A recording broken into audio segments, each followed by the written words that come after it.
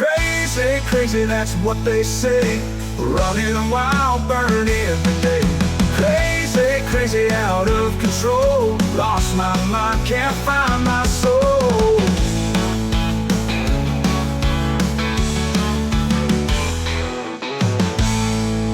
Jalgpallipodcast Kris küsib. Tervist kõikidele tänastele podcasti vaatajatele ja sõpradele. Tänaseks minu saatekülaliseks ei ole keegi muu kui Eesti meeste A-koondise mängija, Paide linna meeskonna mängumees ja minu väga hea sõber Martin Miller. Tere tulemast mu podcasti, bro! Tšau, Kris!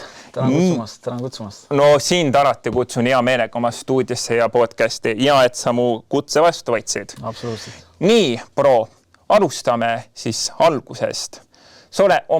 Sinu noorele karjäärile hoolimata on sul olnud hiilgav ja täiesti põnev karjäär. Oled mänginud Eesti tippklubis Floras, praegu Paides, siis Tammekas alustasid oma karjääri ja oled ka mänginud võõrsil ehk Iirimaal. Räägi nendest lähemalt. No, alustame siis algusest, kuidas mu jalgpallikarjäär üldse alguse sai. Tartus alustasin, elasin, Tamme staadioni vastas põhimõtteliselt ja vanemad siis nägid igapäevaselt aknast põhimõtteliselt jalgpalliväljakut ja nii see läks ja panin mind trenni ja üsna noorena alustasin 4-5-selt. Ja hakkas meeldima ja isegi väga meeldis ja nii ta läks, et veetsin Tammekas päris pika aja, sain 99 mängukirja, üks jäi 100 puudu ja sealt läksin edasi Florasse, kus ma veetsin samamoodi väga pikalt aega, kuni nüüd maandusin siis, vahepeal maandusin Iirimaal ja nüüd olen siis Paides, et selline ta on olnud. Aga kes Tammekas üleüldse sinu kõige esimene treener oli? Mäletad sa? Jaa, väga hästi mäletan, et väga hea treener oli Ruben Ratjunov ja tema, tegi võib-olla mulle need jalgpallised põhiteadmised selgeks, et oli mulle suur eeskuju juba väiksena. Aga Martin, kuidas sina üleüldse sattusid Paidesse? Kuna Iirimaal mul see leping lõppes ja ma olin vaba agent, siis kuidagi ta nii läks, et eks ma olin Kamsiga ka pikalt Floras koos mänginud ja kuidagi nagu põhimõtteliselt telefoni kõne kaugusel oli läinud ja astusin siis Paidega suhtlusse ja nii ta läks, et suhteliselt kiiresti ja pigem siis lihtsamat teed pidi. Okei. Nii et Paidesse tulek oligi põhimõtteliselt selline, et see mu helistas ja ütles, et kuule, et tavai, et tahad tõelises ja vinges Eesti jalgpalliklubis mängida, et tule meile. Absoluutselt nii oli. Okay. Minu jaoks emu, aga ikkagi spordidirektor selles mõttes parandan, et jah. No muidugi, ega siin puhul peakski toonitama, et härra spordidirektor Gert Kams. Tšau sealt. Nii, aga räägime siis Iirimaa taustast, et tõesti mängimine Iirimaal. Kuidas see sulle? No, eks ma ootasin, et seal tuleb väga jõuline, et mind ees ootab väga jõuline jalgpall, aga see, kui ma esimesse treeni läksin, siis seda ma ei oodanud, et nii jõuline, väga füüsiline, väga kontaktne ja selline proper English football ühesõnaga, et olid täklemisi ja spaagesid ja särgistirimisi ja kõike muud, aga ma arvan, et selles mõttes tuli kasuks, et jõusel oli kõvasti, jõupool arenes, jooksma pidi väga palju seal, et kindlasti tuli kasuks. Aha, nii et võib öelda, et Iirimaa poisid olid nagu Conor McGregorid, jah? No kas just seda, aga sinna poole.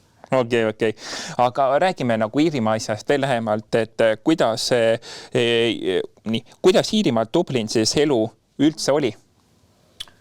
Dublin on selles mõttes ikkagi, kogu Iirimaa on heaoluriik ja hästi sõbralikud inimesed on ja hästi viisakad ja kogu see linn on nagu üles ehitatud, ma ei tea, baaridele, pubidele põhimõtteliselt, et hästi palju põhimõtteliselt Iiri inimesed ei söö kodus väga, et nad käivad väljas pubides ja siis söömas, et nad lõpetavad tööpäeva ja siis lähevadki istuvad kuskil linnas, et Dublini elu oli nagu selline. Okei. Aga kuidas üleüldiselt nagu nägid ka välja sinu mingid vabad ehked või kui ainult ei olnud nagu sport? Okei, sa rääkisid sellest väljas söömisest või nii? Ei, selles mõttes, kui me ikkagi Maigiga elasime põhimõtteliselt kõrvuti, et siis me ikkagi tegime kodus süüa, et see Iirimaa elu on üpris kallis ka, et oli odavam teha kodus aga vabadel hetkedel me ostsime Maigiga mõlemad rattad ja sõitsime ratastega vahepeal, avastasime seal kodu juures erinevaid mägesid ja mere ääres ühesõnaga et proovisime nii palju linnas ka käia, kui saime, et vaadata seda Dublini elu ja muuseumid ja kõik, mis seal on, et see on nagu äge, et. Okei. Aga järgmiseks võtame siis ette FC Flora. No seal sa olid ikka tõesti ka samuti kohutavalt pikalt ja pikk karjäär oli sul.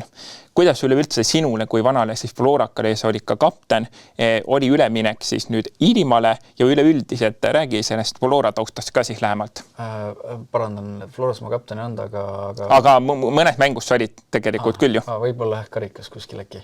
Mina mäletan ühte Levadiaga andmist, kus sa oled isegi platsile pikali maas ja legendaarne, siin toonitame legendaarne füsioterapeut Kristiina Lind, minu hea sõbranna, tohterdab sind ja sul on kapteni pael. Sul on tõesti väga hea mäluna. Ja.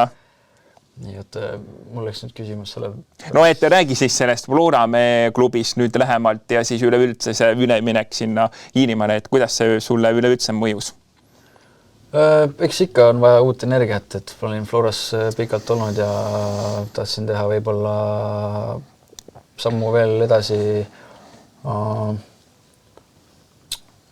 et leida seda uut energiat või saada uut energiat, aga Floras, ma arvan, veedetud aeg oli selles mõttes, ta oli põnev, sai palju kogemust, sai tiitlid võidetud, sai karikaid võidetud, sai Euroopas hästi esinetud, et Flora aja saab kokku võtta, siis ma arvan väga positiivsena. Okei.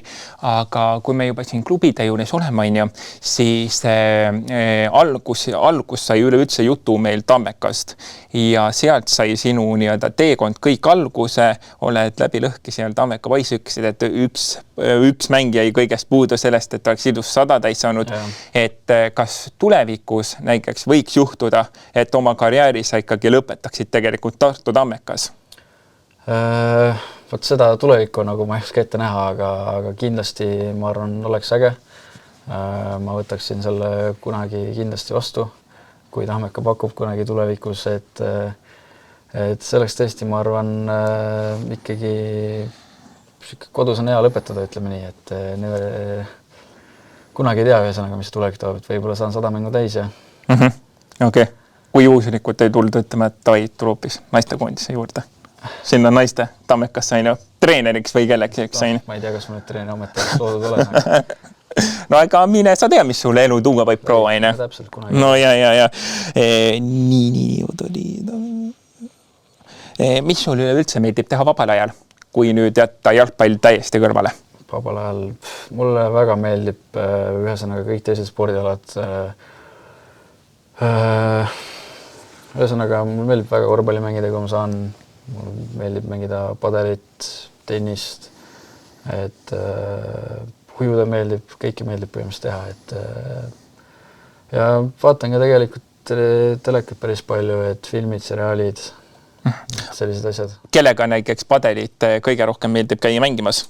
Mul ei ole niimoodi, aga ütleme kõige rohkem ikkagi olen praegu viimasel ajal käinud ikkagi meeskonnast Steni ja Maigiga, et ja Meerits on olnud seal, et aga peab vist hakkama võrdsemaid vastaseid vaatama, et siin mõned mängijad võib-olla mängivad allapoole arvastust natuke. Võib-olla liiga lihtne tööpäev. Okei. Nii et sa oled juba vana padeliunt siis, jah? Vana ei ole, aga kehv ka ei ole, ütleme nii. Okei. Aga on sul näiteks ka mõni hobi või näiteks lemmiktegevus? Pean nüüd silmaks, et näiteks mõni ju kollektsionäär on ju nagu mina, aga on sul ka mingi hobi või siukene asi või? Mul ei ole kindlat hobi, et teen seda, mis pähe torkab ja et sellist kindlat asja ei ole välja kujunenud, et kas ma kogun midagi või ma teen kindlalt mingit asja või ma loen raamatut või sellist asja nagu ei ole. Okay. Aga mingi näiteks lemmiksöök mis meeldib süüa, et seda sööksid alati hea meelega? No alati, ütleme nii, kui ma ikkagi lähen koju pere juurde Tartusse, siis lasanje on mu vaieldamatu lemmik, et ja ema tehtud lasanje, et see mul väga meeldib. Lasanje muidugi. Italiano nagu oled, jah? No, põhimõtteliselt. Aga võtame hoopis nagu selliste teemad nüüd natukene ka käsile, et kui peaks ühel hetkel nüüd juhtuma, mis kõiga juhtub, et karjäär hakkab läbi saama. Seda ma küsin üldse, et kõiges, kes siia tulevad. Et kas sa oled midagi mõelnud, et kuidas siis su elu hakkaks ette nägema? Hetkel ma ütlen sulle, et 100% ma ei tea, ütleme nii, et eks ma ikka natuke mõtlen, aga mingit kindlat plaani ma nii paika ei ole pannud, et ühesõnaga tõesti ei tea. Aga natukene ometi nagu tunnetad, et oled sa pigem selline inimene, et sa ikkagi tahaksid olla tegelikult selle jalgpalliga seotud, või siis juba pigem lööksidki käega, et võt aitab nüüd küll, et sellega olen ikka tõesti liiga palju. Ei, ma ütlen, jalgpall mul väga meeldib ja ma võiksin vabalt jalgpalliga jääda seotuks, et ei saa kunagi ei öelda ühesõnaga. Kuna sa tead ka seda, et minule väga meeldib naiste jalgpall, et kas sina isiklikult oled ka jälginud mõnda naiste jalgpallimängu? No, ikka olen televiisorist, et kohapeal ma muidugi vist nüüd käinud ei ole, kui mu mälu ei mäleta, aga telekast ikka olen vaadanud küll. Okei. Aga on näiteks keegi nagu ründajatest või mängijatest ka sulle nagu silma jäänud, et kuule, et selle tüdruk on selles suhtes täitsa annet? Osastus on, et ega vist niimoodi otseselt nüüd ei oska nimesid öelda, et ei oska kommenteerida. No siis igatahes ma jätan selle meelde ja ma usun, et järgmine aeg saab kindlasti see viga parandatud, et ma viin su kindlasti mingit naiste meistriliiga mängu vaatama. No, teeme diili. Teeme diili, jah. Aga küsime siis nagu ka sükest asja su käest, et kuidas sina nägis isiklikult nüüd tuled toime mõne valusa kaotuse ja selliste asjadega mängus? No nüüd päris valus kaotus, ütleme selles mõttes lõpptulemus oli viik, aga meie jaoks kaotus, et oli 2 päeva tagasi, et ega siiamaani ma veel seedin seda läbi ja ega ei ole lihtne, aga lõpuks ütleme, see võtab natuke aega ja lõpuks ikkagi sa saad üle sellest, et sa kasutad selle kuidagi võib-olla siis sportliku vihana ära selle. Et lihtsalt pead parandama ennast ja tegema mingid analüüsid ja ütleme see sportlik viha nagu, mille sa paned siis järgmisse mängu, et kuidagi niipidi. Okei. Aga on sul näiteks peale mängu või nagu mängu eelne mingi harjumus või asi ka välja kujunenud? Et ma tean, et vaata mõni ütleb, et tahab näiteks süüa pastat, mõni näiteks tahab üleüldiselt magada päris palju, mõni teeb mingit muud tegevust. Aga sa mõtled nüüd siis, ütleme, kui mäng on... Kui näiteks on mängule, ma mõtlen konkreetselt minek või nii? Et mis ma teen kodus ja kõike... Ja sükest asja mõtlen jah, üleüldiselt. Ütleme nii, et sogiga on see, et ma ikkagi süsivesikuid ma proovin tarbida võimalikult palju enam mängu, et söön võib-olla siis pannkooke või näiteks mingit moosisaia, mida iganes, et kumb ütleme nii, et alati ma enam mängu ikkagi söön. Aga kõik muu, ütleme, mingid harjumused on täitsa seinast seina, et kuidas ma tunnen, nii ma ka teen. Aga küsime sükest asja sinu käest siis ka, et ütle, kas sa oskaksid mulle meenutada ja öelda näiteks mingi sinu värav, mis on nagu enim meelde jäänud, samuti ka mäng.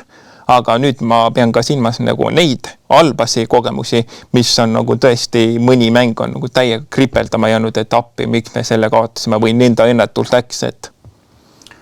Ma arvan, et konverents alagrupis Partisani vastu, see oli ilus värav, et ma arvan, et see on praegu nagu väga hästi meelde jäänud, et ja kripeldama ma ütlen, ega neid on see hooaeg päris palju olnud, et ma just mõtlengi, pean silmas see hooaeg, et neid punktikaotused, et need avati hooaja lõpus jäävad kripeldama, et need on olnud päris väga valusad.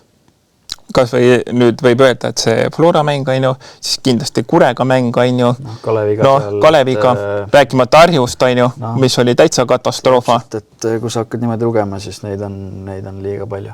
Jah, aga võtame nüüd kõige tähtsama asja sihikule ehk Eesti koondise.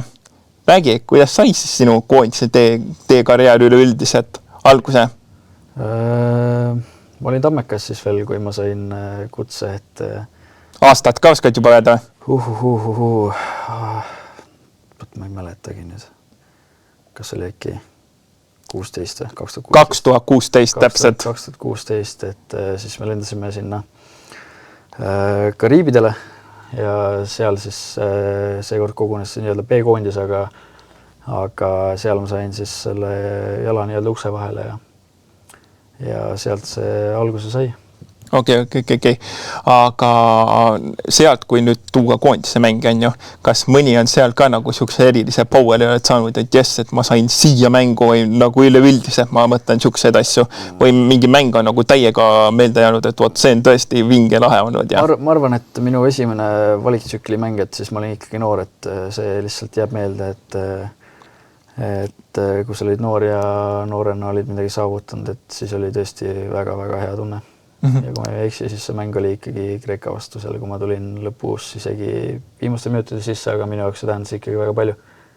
Aga koondisest näiteks on sul mingeid selliseid mõtteid ka läbi käinud, et mõni vaata tahaks äkki midagi saavutada, et väga paljudel käib ka kuklas see, et tegelikult 100 mängu võiks täis saada. Oled sa selle peale mõelnud, et tahaksid sa näiteks 100 mängu täis saada?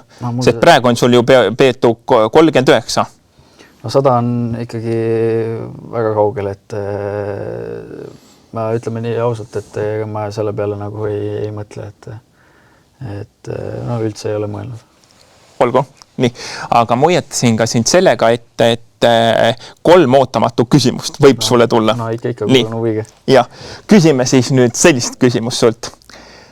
On mõni selline klubi Eestis, millega nagu sa välistaksid koostöö, et sa nagu ei tahaks eriti sinna minna. Ja samuti ma pean ka nüüd silmas ühte teist asja, et mis oleks näiteks see klubi, kus sa nagu tahaksid tegelikult minna proovima, kui tehakse ettepanek? Sa mõtled nüüd... Just Premium-liigat ja üleüldiselt nagu äkki ka Eesti-liigat, mingid klubisi või asju, et tuleks siuksed põnevad nagu pakkumised ja asjad. Ütleme nii, et ma vastan valgulis niipidi, et kui tuleks huvitav pakkumine, kui tulevikus ma ütlen nüüd kohe või siis, kui ma hakkan karjääri lõpetama, saan vanemaks, siis huvitav oleks kindlasti, nagu me ennem rääkisime, oleks Tammeka. Oleks huvitav seal proovile panna. Okei, aga selles suhtes on ka hea, et võtta korra natukene see Levadiasse käsile, et tegelikult sinu päris paljud ja pikaaegsed Flora nii-öelda kaaslased, kellega olete Florast koos mänginud, on läinud Levadiasse, et kas see mingil määral võiks olla ka selline klassikaline nagu vaata Derbi vastasseis, et üldiselt ei minda sinna teise klubisse palli pelama. Kui oled ikka olnud Flora poiss või nagu Levadia poiss üleüldiselt?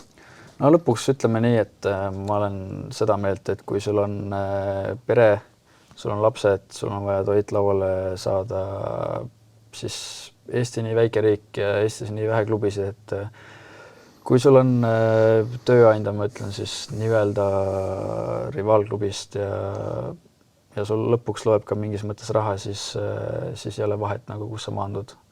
Okei.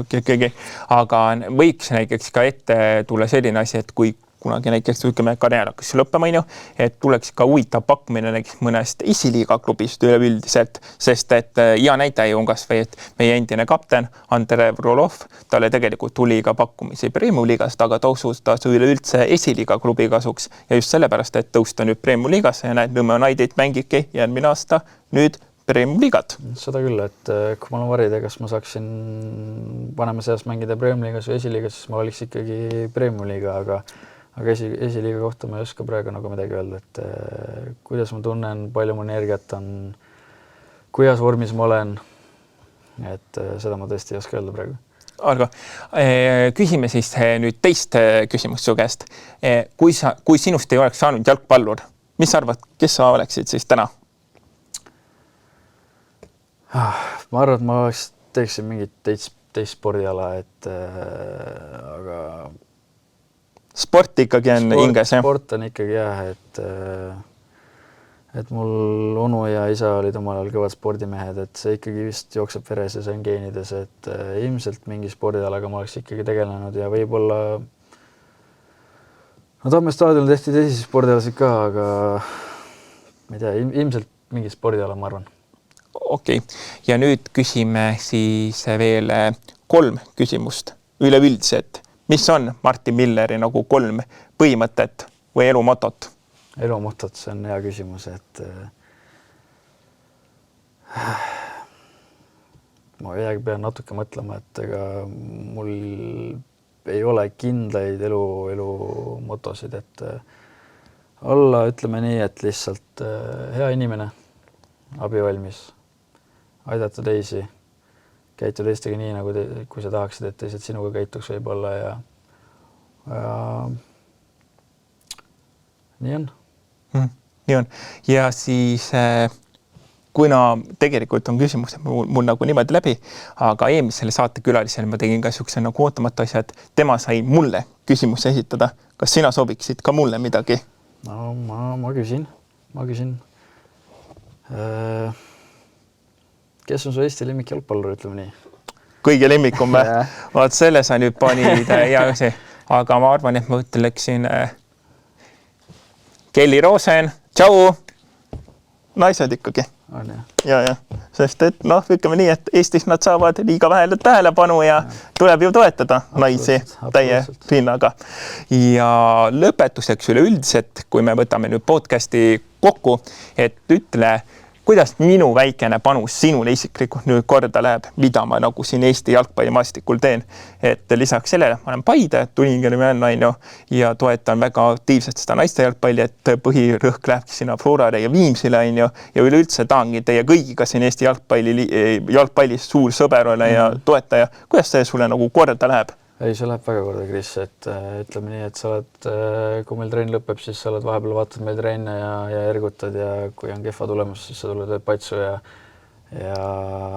see nagu viimane mäng oli, et sa olid seal tünnisaunas, teeme sooja, lehvitad, karjud, tead kaasa, et need pisesed kõik ja see, et kirjutad, soovid edu, alati Paide särgis oled kohal, et eks ikka läheb väga korda, et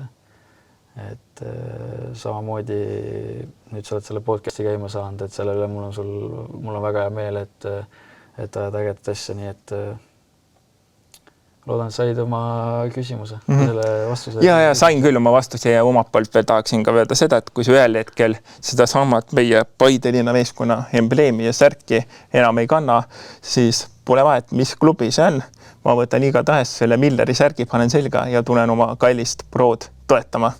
Ja kaasa elama alati. Aitäh sulle, Kris. Nii, ja sellega ongi hea tõmmata joon alla meile tänasele podcastile, aga ennem kui me lõpetame, tahame ka tänada oma esimest koostööpartnerit, Kreisi Trahtrit, kes on meile siia pannud lauale nii joogivee kui ka snäkivaagna ja kui te tahate eriti head kõhutäit saada Paidest, siis soovitan tulla just nimelt Kreisi Trahtrisse Rüütli tänav 2, sest siin on kõige vanemad snäkid ja teengi ettepaneku sulle, Martin, proovime mõnda snäkkisid ja ütle, kuidas sa sellise asjaga rahule jääd.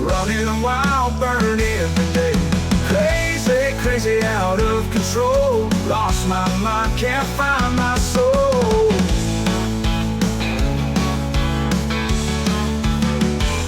See on suurepärane.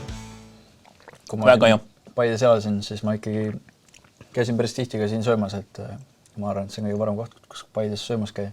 Nii, ma ei saa täpselt, sest et esiteks saad suure portsjoni ja lisaks siin on ka väga head päevapakkumised, millest osa saada. Nii et sellega ongi nüüd hea tõmmatagi kriips lõplikult peale. Tänaseks minu vestluskaaslaseks oli Eesti koondise ja Paide linna meeskonna mängija Martin Miller ja jääge ootama, kes on juba järgmine ja peatse nägemiseni. Tšau! Jalgpallipodcast Kris küsib.